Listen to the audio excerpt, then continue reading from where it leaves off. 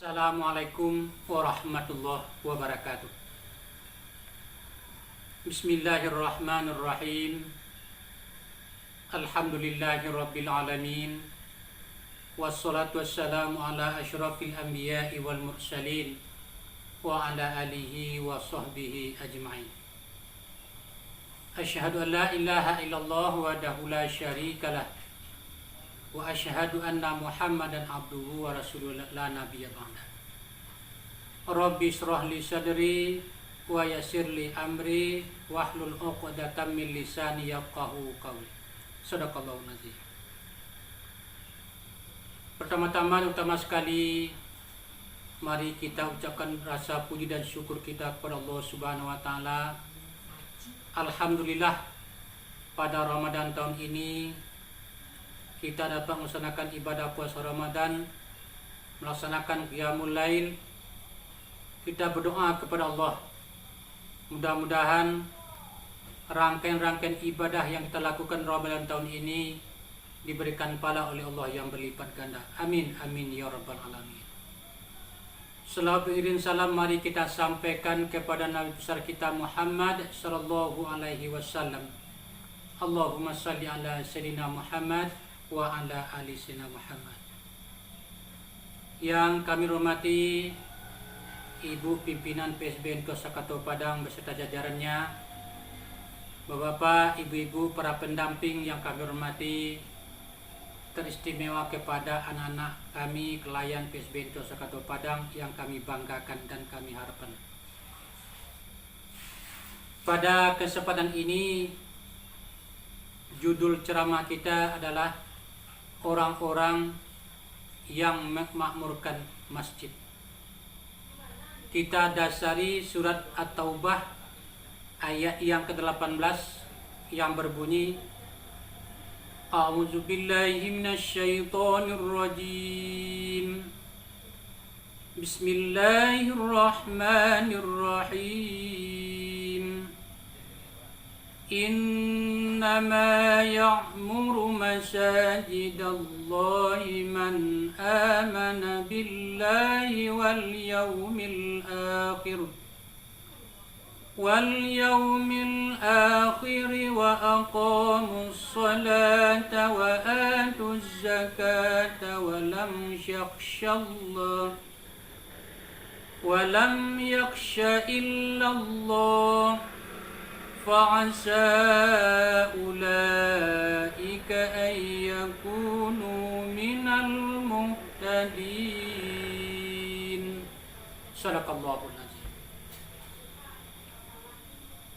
Kata Allah, sesungguhnya orang-orang yang memakmurkan masjid itu adalah orang-orang yang beriman, orang-orang yang percaya dengan hari akhir, mendirikan sholat, membayarkan zakat, dan dia hanya takut kepada Allah Subhanahu wa ta'ala. Bapak, ibu-ibu, serta anak kami yang kami banggakan, memakmurkan masjid artinya bisa kita bagi kepada dua. Yang pertama membangun masjid dalam bentuk fisik, yang kedua mengisi dengan ibadah-ibadah wajib ataupun sunat. Pada kesempatan ini kita akan berbicara tentang bagaimana memakmurkan masjid itu dengan mengisi ibadah-ibadah wajib atau ibadah-ibadah sunnah lainnya. Dalam ayat tadi dikatakan bahwa sesungguhnya orang-orang yang memakmurkan masjid itu adalah yang beriman. Orang-orang yang beriman kepada Allah Subhanahu wa ta'ala. Di dalam surat Al-Anfal ayat yang kedua, Allah berfirman, Bismillahirrahmanirrahim. Innamal mu'minuna allazina idza dzukirallahu wajilat qulubuhum wajilat qulubuhum wa idza tuliyat alaihim ayatuhu zadatuhum imanan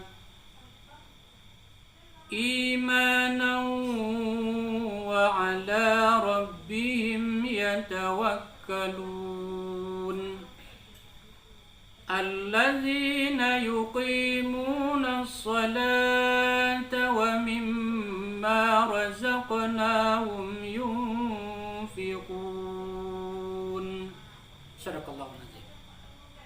Kata Allah, sesungguhnya orang-orang yang beriman itu adalah apabila disebut nama Allah gemetar hatinya.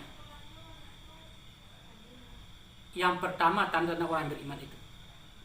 Yang kedua, apabila dibacakan ayat-ayat Allah, ayat Quran, maka akan bertambah iman mereka itu.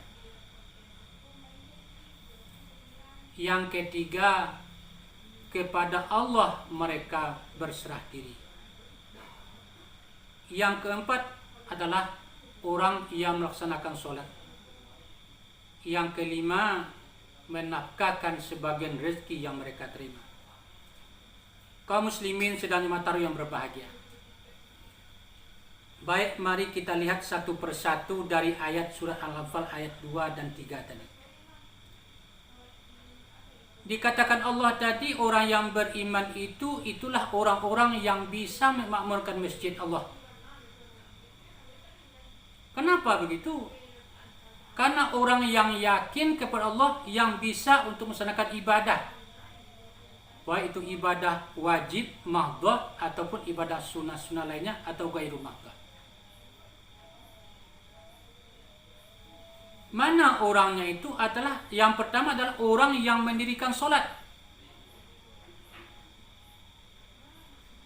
Orang mendirikan solat.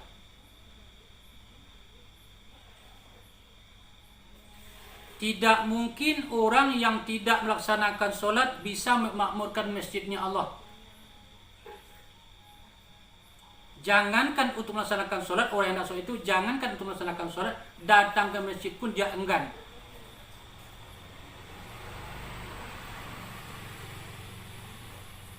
Kenapa?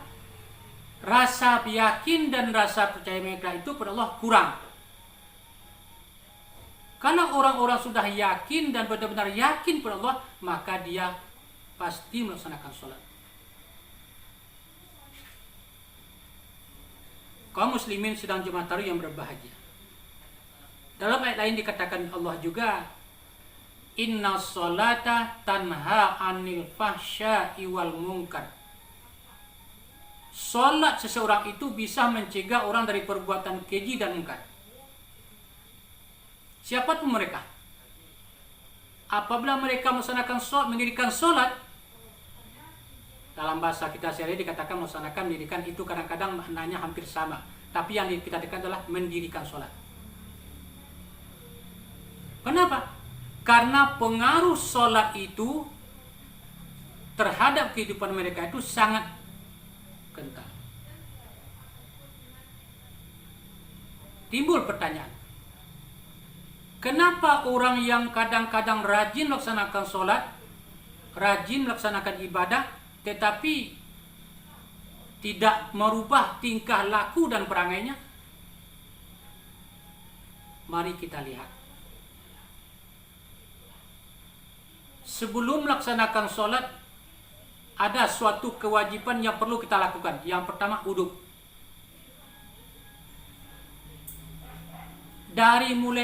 Mulai dari bersuci sampai wudhu sampai sholat itu berkesinambungan. Kadang-kadang orang betul wudhunya, tapi cara istinja dan bersucinya tidak sah, tidak betul. Tidak ada pengaruh ke dalam sholat. Kadang-kadang betul sholatnya, tetapi wudhunya tidak benar, juga tidak berpengaruh kepada sholatnya, kepribadiannya. Maka bersuci, berwudhu, sholat ini saling keterkaitan. Orang yang betul bersucinya, betul berwudunya, betul sholatnya, maka akan berpengaruh dari perangainya, dari tingkah lakunya sehari-hari. Kaum muslimin sedang dimataru yang berbahagia. Kadang-kadang kita lihat sebagian umat Islam, orang mengatakan beriman, melaksanakan wudu, tidak sesuai dengan rukun yang terdapat dalam ilmu fikih. Dalam kitab fikih dikatakan rukun wudu ada 6. Mulai dari niat, mencuci muka, mencuci tangan, menyapu kepala, telinga, kaki, dan sebagainya. Dari 6 proses yang kita lakukan itu ada trik-trik dan perilaku-perilaku yang perlu kita laksanakan dengan semestinya. Baru dia berpengaruh kepada sholat tadi. Makanya orang sufi mengatakan dalam beragama itu ada 4 yang perlu kita ketahui. Apa itu 4? Yang pertama syariat, yang kedua tarikat, yang ketiga hakikat, yang keempat makrifat. Keempat-empatnya ini saling keterkaitan. Mustahil orang bisa melaksanakan wudu kalau syariatnya tidak tahu. Apa itu syariat? Hukum-hukum ketentuan agama yang berdasarkan katakanlah ilmu fikihnya. Bagaimana cara berwudu, bagaimana cara istinja, bagaimana cara bersuci. Belum lagi masuk kepada sholat. Baru bersuci dan berwudu. Kalau bersuci dan berwudu sudah sempurna sesuai dengan kaidah hukum yang berlaku, maka naik ke atas baru kita melaksanakan sholat. Dalam sholat pun begitu. Bagaimana ruku, bagaimana sujud, bagaimana i'tidalnya, bagaimana anggota sujudnya. Kadang-kadang maaf kaum muslimin dan sholat tarawih yang berbahagia, orang ini akan agak-agak meremehkan. Padahal syariat ini sangat menentukan dalam kehidupan kita seorang yang beragama. Syariat, hukum, perlu kita ketahui. Apabila syariat ini sudah kita ketahui, baru kita masuk mati tarikat. Bagaimana jalan zikir kita, menghadap kita kepada Allah, mendekatkan diri kepada Allah. Baru satu yang kita pelajari. Tidak mungkin ujung-ujung kita jadi orang yang bisa syariat kalau tidak belajar dengan ilmu agama. Apalagi untuk meramaikan masjid. Tidak segampang itu. Orang yang tidak yakin kepada Allah, kurang yakin kepada Allah, tidak mungkin untuk memakmurkan masjid. Kenapa begitu? Karena orang yang datang ke masjid itu adalah orang panggilan hati, panggilan batin. Beda dengan orang yang pergi ke pasar. Ke pasar orang beramai-ramai pergi karena kebutuhan barangkali.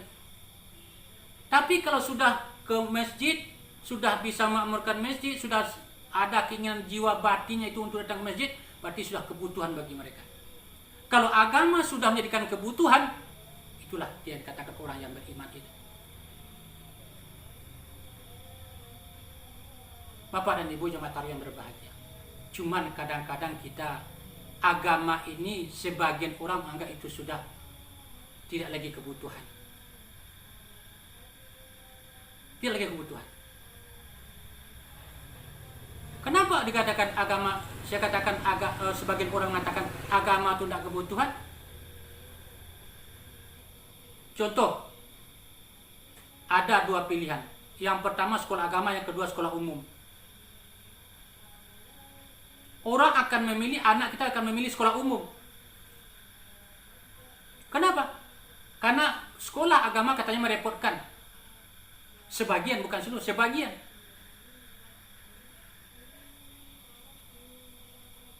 Yang kedua, sekolah umum cepat dapat kerja.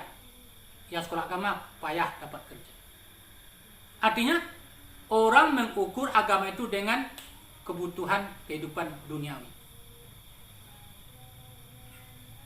Kaum muslimin, kaum muslimat sedang jemaah yang berbahagia. Jadi Jarang orang yang bisa untuk tersentuh hatinya untuk membangun masjid apabila landasan atau dasar agama itu sudah berkurang atau belum sama sekali. Karena ada orang mengatakan ke masjid itu menghabiskan waktu, menyita waktu. Banyak alasan orang. Apalagi dalam Ramadan. Pertama Ramadan sampai seminggu Ramadan, insya Allah masjid ramai. 10 kedua mulai kurang, 10 ketiga apalagi lengang. Kenapa? Orang disibukkan karena dunia.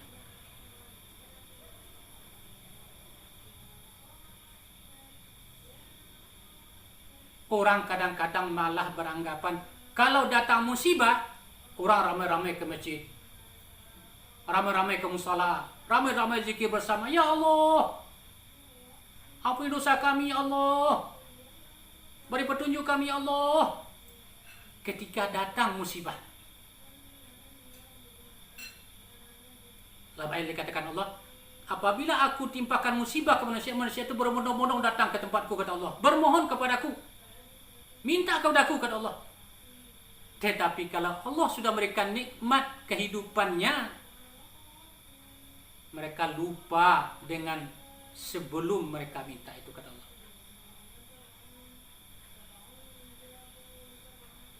Kenapa begitu?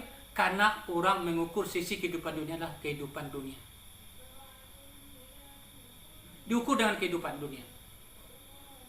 Kalau sekolah ke sini berapa biaya, kalau sekolah sini berapa, apa untungnya? Kalaupun orang masuk sekolah agama, ujung-ujungnya daripada tidak sekolah. Kemana sekolah? Sekolah agama, pesantren, daripada tidak sekolah. Na'udzubillah min zalik.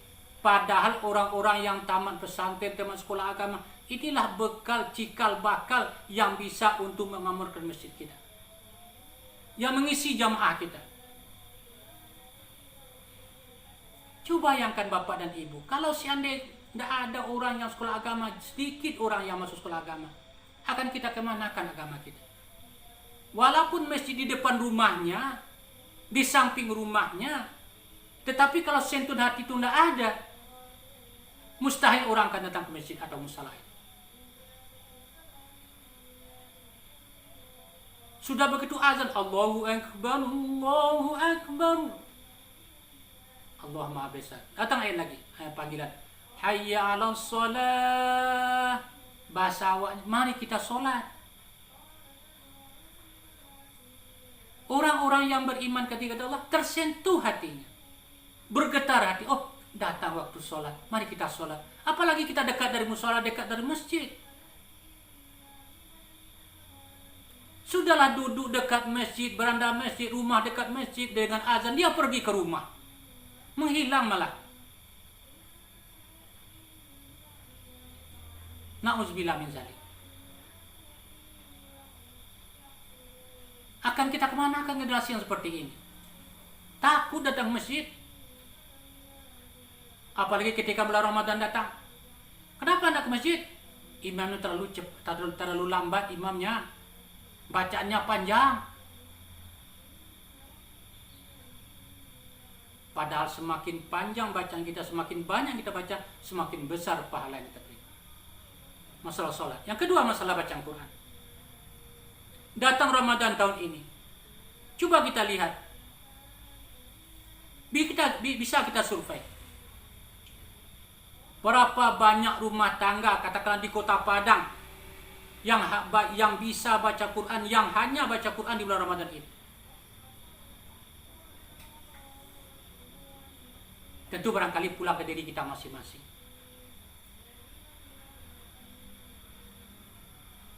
Jangankan untuk baca Quran Bapak dan Ibu kaum muslimin dan jemaah tarawih yang berbahagia. Pernah satu rumah tidak ada Quran. Bayangkan. Satu rumah tidak ada Quran. Apa yang mau dibaca? Kalau Quran banyak, majalah banyak, buku-buku yang lain banyak, buku-buku banyak. Tapi Quran untuk baca surat, untuk melaksanakan takziah, tidak ada. Bayangkan. Sebegitu lemahnya umat Islam ini.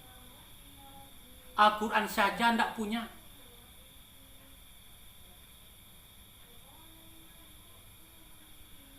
Kaum muslimin dan jemaah tarawih yang berbahagia. Jadi pada kesempatan yang singkat ini mari kita tingkatkan kembali. Cara memakmurkan masjid itu adalah mengisi masjid itu dengan ibadah-ibadah wajib, ibadah-ibadah sunat. Apakah zikir? Satu lagi kaum muslimin dan jemaah tarawih yang berbahagia. Sekarang Ramadan agak beda dengan Ramadan tahun dulu. Kita disuruh untuk di rumah. Bisa kita survei, bisa kita tanya, rumah tangga mana yang melaksanakan sholat tarawih berjamaah? Baik suami, istri, anak, tetangganya, bagaimana? Seorang suami tidak bisa jadi imam untuk dirinya dan keluarganya. Jangankan lagi untuk orang lain, untuk diri dan keluarganya. Kaum muslimin dan jemaah tarawih yang berbahagia. Kadang-kadang orang berpikir, kalau sekolah agama kerjanya agak payah. Tapi sekolah umum kerjanya gampang, gajinya banyak. Artinya apa? Orang diukur dengan duit. Tamat sekolah ini gajinya seberapa? Hasilnya apa?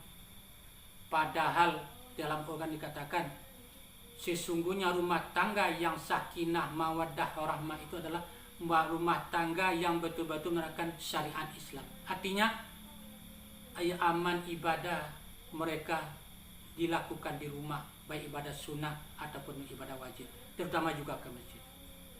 Jadi untuk itu kami melalui kesempatan ini kami sampaikan kepada kaum muslimin, mari kita tingkatkan kembali. Apa yang kita tingkatkan?